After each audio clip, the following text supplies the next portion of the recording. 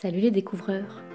Vous connaissez sans doute bon nombre de tableaux qui incarnent l'amour, comme le baiser de Klimt, le baiser de Francesco Hayez ou Dans le lit, un baiser de Toulouse-Lautrec. Aujourd'hui, je vais vous parler du Verrou de Fragonard. Conservé au musée du Louvre depuis 1974, cette œuvre dépeint une scène galante entre deux amoureux. Au second plan, un homme en sous-vêtements enlace une femme tout en tendant le bras pour verrouiller la porte de la chambre. À gauche du tableau, un lit défait attire notre œil. Le sujet semble clair. On assiste à l'instant qui précède tout juste l'acte amoureux. Sujet classique, me diriez-vous? Oui, mais non. Si le sujet de la représentation du désir amoureux et de la passion est effectivement plutôt ordinaire, ce tableau ne l'est pourtant pas tant que ça. Il suffit d'y regarder d'un peu plus près pour remarquer que certains détails sont pour le moins étranges. Pourquoi l'homme verrouille-t-il la porte alors que le lit est déjà défait? Comment expliquer cette lumière qui n'éclaire qu'une petite partie du tableau? Pourquoi l'artiste a-t-il accordé un rôle si important à la pomme, isolée sur la table de chevet? Cette œuvre très singulière est une commande du marquis de Véry, un collectionneur réputé et exigeant.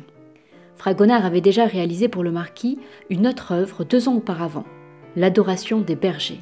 Pour sa nouvelle commande, le marquis demande alors à Fragonard d'en faire un pendant de l'Adoration des bergers.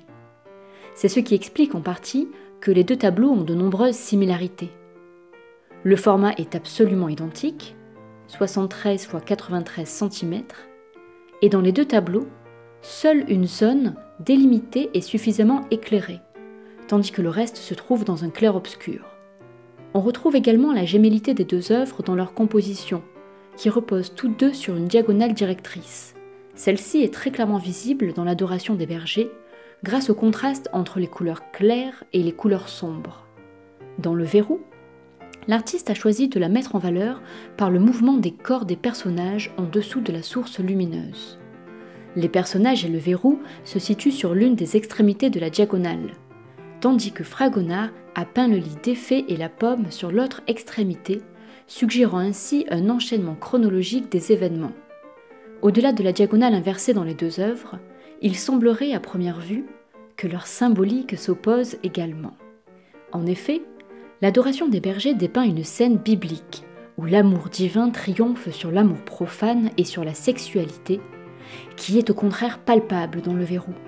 Alors que la lumière émane du Christ même dans le premier tableau, elle provient d'une source externe pour éclairer le couple, ce qui impliquerait que les amoureux se détourneraient des valeurs chrétiennes pour céder à la tentation sexuelle. Plusieurs détails soutiennent en effet la forte présence d'une symbolique érotique. Tandis que le lit défait occupe toute la moitié gauche de la composition, et tandis que les draps en désordre symbolisent le désir charnel, la chaise renversée avec les jambes en l'air, le vase et les roses, le pli dans les rideaux rouges, se réfèrent au sexe féminin. Ces mêmes rideaux rouges cacheraient également une représentation phallique. Du fait de leur amour impur, le couple serait ainsi sur le point de commettre une faute. Si le Verrou met en scène le péché, représenté clairement par la pomme sur la table de chevet, pourrait-on dire que tout rapprochement entre ce tableau et l'Adoration des bergers est blasphématoire? La réponse n'est pas si simple. En effet, même le premier biographe de Fragonard, Alexandre Lenoir, reste perplexe devant le Verrou.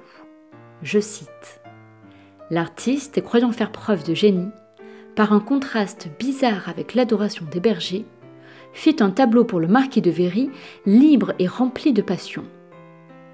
Ce choix étonnant de Fragonard de faire coexister deux tableaux d'un tel contraste pourrait s'expliquer par le contexte historique et culturel.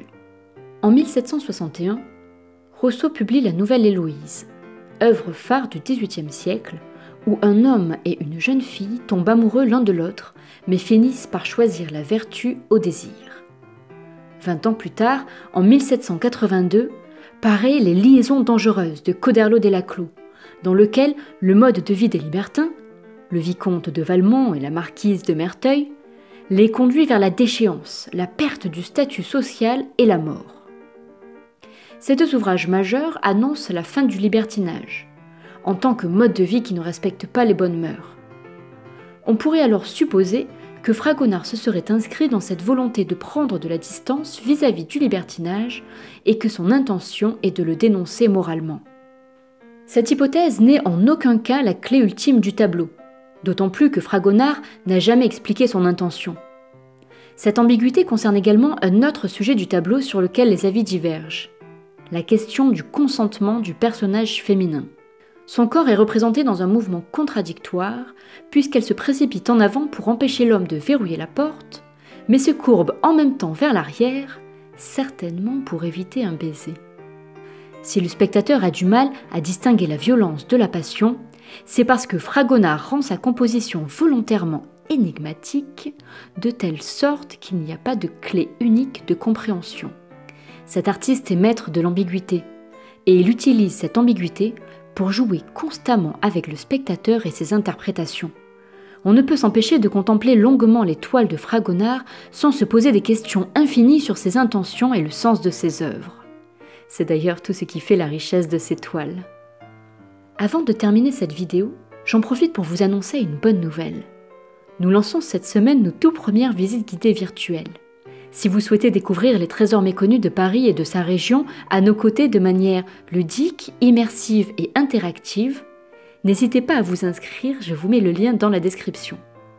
J'espère que vous avez aimé découvrir ou redécouvrir cette pépite du musée du Louvre. Si vous avez aimé cette vidéo, n'oubliez pas de la liker et de vous abonner à notre chaîne pour ne pas rater les prochaines. À bientôt!